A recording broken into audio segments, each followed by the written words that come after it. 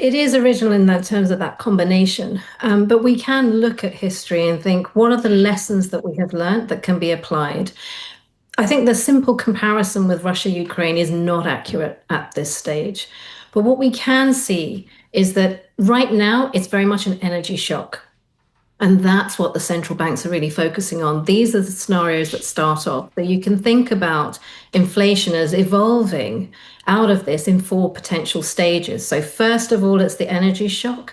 And then the question is, does this really broaden out into a broader supply chain issue? So we're starting to see the impact on helium, naphtha, etc., things that are really important for semiconductors. That would impact core goods.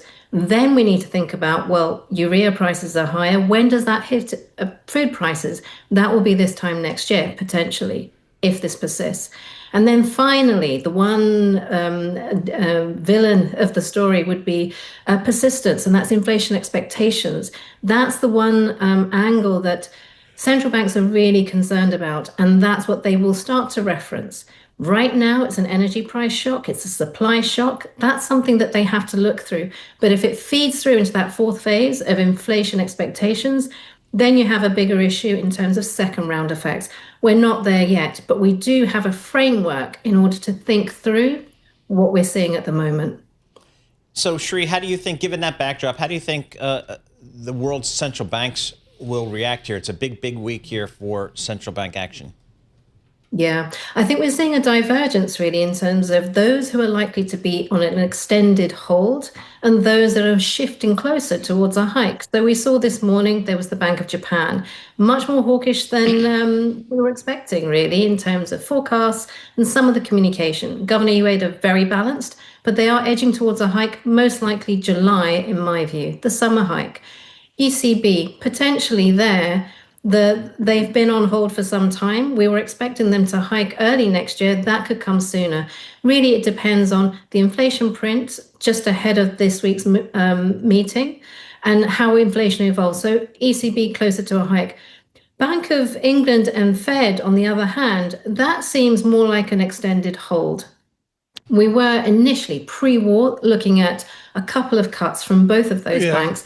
That's not possible at the moment. But do they hike? Not at this stage, no. What are you watching for out of this Fed meeting? There's going to be a press conference.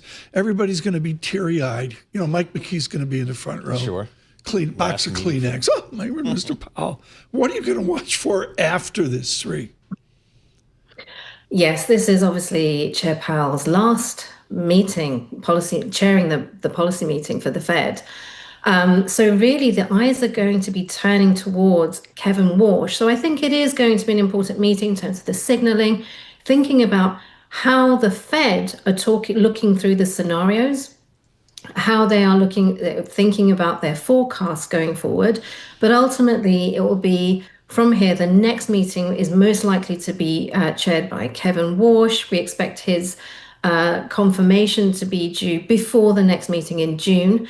So it will be about his take on the world. And it seems that if we look back to the testimony, some of the questions there were really challenging him as a dovish candidate. But I think that is unlikely if we look at some of the details of what he's been saying. He wants credibility for the Fed, first and foremost. And that doesn't necessarily mean cutting right now.